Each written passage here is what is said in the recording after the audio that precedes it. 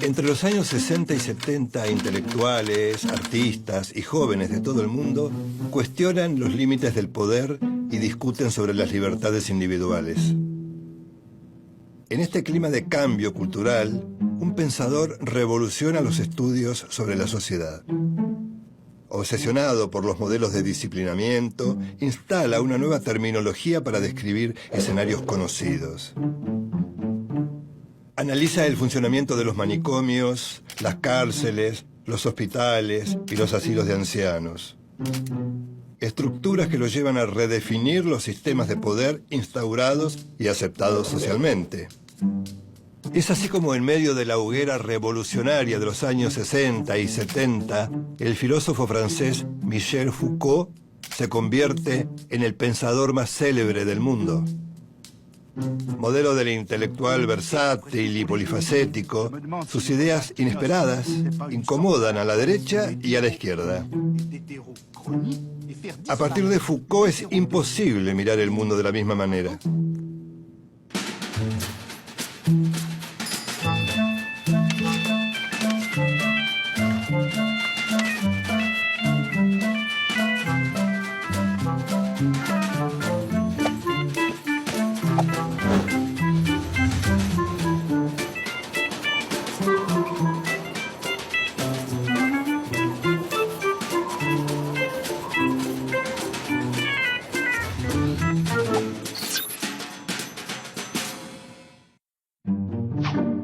Michel Foucault, hijo, nieto y bisnieto de médicos, tenía un destino marcado, pero su negativa a seguir los mandatos familiares le generó profundas amarguras. A una edad muy temprana descubrió su homosexualidad y también su profunda empatía por los seres que se mueven en los márgenes de la sociedad. Digno exponente de la modernidad, su objetivo fue iluminar las zonas de sombra de la sociedad y al mismo tiempo celebrar con alegría lo que llamó la fiesta del pensamiento. Sus estudios del sistema de poder parten del análisis de las cárceles. Foucault toma ese modelo de disciplinamiento social y lo amplía de manera inquietante a todo el espectro de los estudios sociales. Entre sus múltiples intereses, Foucault pone énfasis en la relación entre el poder y el saber. A partir del tópico saber es poder, se pregunta ¿cómo actúa el saber para articular el poder?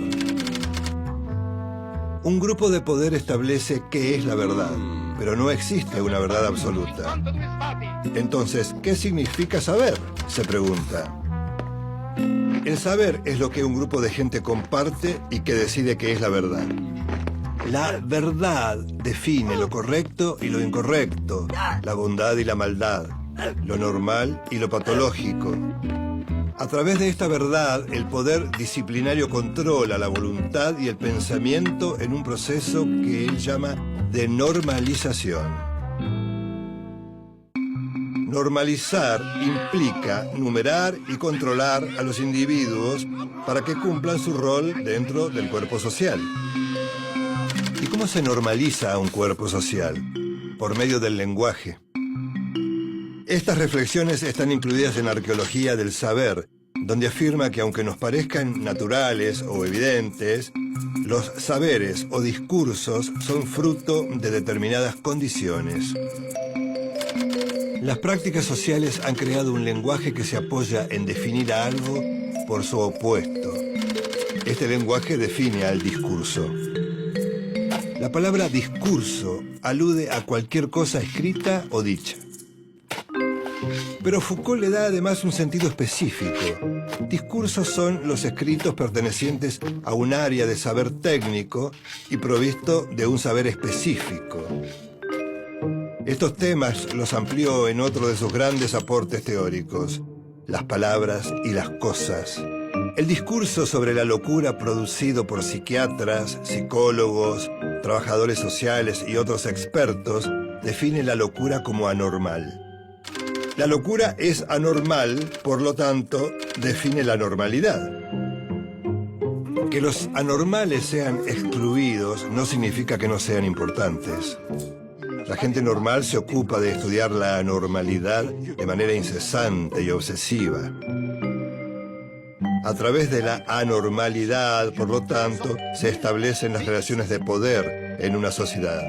La persona normal tiene poder sobre la anormal. El psicólogo define al loco, los médicos a los pacientes y los abogados son la contracara de los delincuentes. Estas reflexiones nacen en Suecia, donde vive una suerte de exilio voluntario a principios de los años 50. Allí escribe Historia de la locura en la época clásica. La locura implica la exclusión de cierta gente a través del confinamiento y el encierro. En lo que llama el Gran Confinamiento, describe que en el siglo XVIII, 1 de cada 100 parisinos fue encerrado. Locos, criminales y hasta epilépticos fueron confinados. En Vigilar y Castigar, Foucault describe los pormenores del suplicio y descuartizamiento de un condenado en 1757 en París. Ese espectáculo horroroso cambia en la modernidad democrática por una solución más civilizada, la cárcel. Foucault cree que las prisiones fascinan porque ciudadanos irreprochables pueden ejercer o permitir el encierro, el castigo y el hacinamiento, lo que él llama el mal sin límites. La sociedad no solo tolera, sino que exige que al delincuente se lo haga sufrir.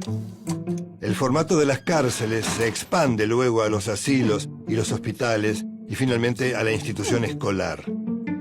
En Microfísica del Poder, Foucault afirma que el capitalismo se perpetúa gracias al ejercicio de poderes que se hallan presentes por todo el cuerpo social. Los llama micropoderes. El poder no pasa por el enfrentamiento entre dominantes y dominados, como decía Marx.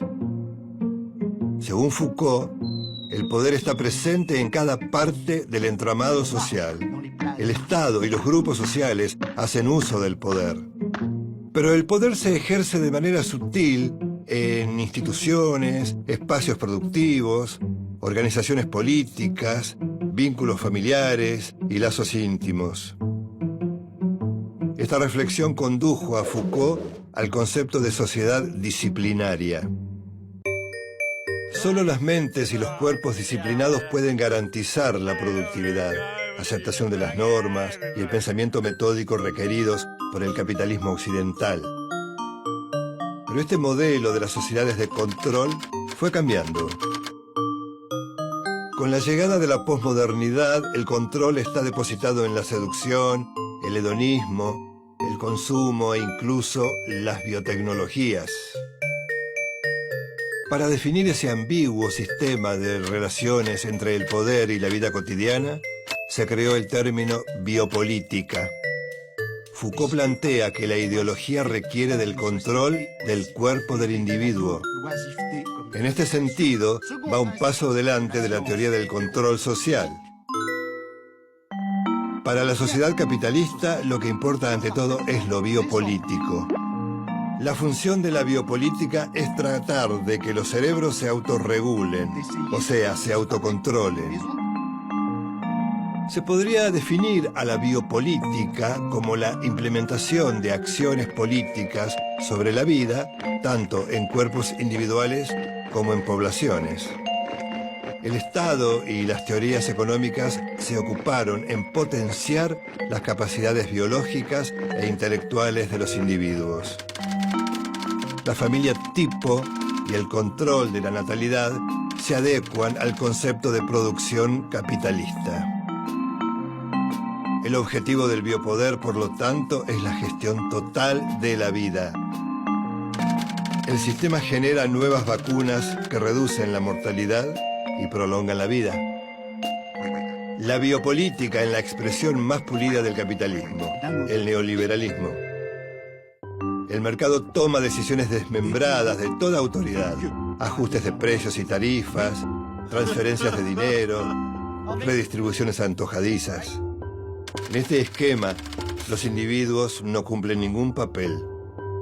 No es la explotación que denunciaba Marx, sino de la exclusión progresiva de masas de indigentes a los que se niega identidad. Según Foucault, las relaciones de poder varían debido a la resistencia. La libertad ética es un modo de resistencia a la trama de la biopolítica. Foucault coincidía con lo que un siglo antes había dicho su admirado Friedrich Nietzsche. El hombre de la modernidad es un ser centrado en sí mismo, incapaz de grandes deseos, dedicado a preservarse y a evitar el dolor. Resistir implica que el sujeto se tome como una obra de arte. Por eso Foucault preconiza el arte de vivir. Michel Foucault murió a los 58 años. Era portador del virus HIV-Sida cuando esa enfermedad era incurable. Para ese momento era el pensador más leído e influyente del mundo. Su idea de que el poder es una red compleja y multidireccional, discontinua y azarosa, define claramente el escenario internacional del nuevo siglo.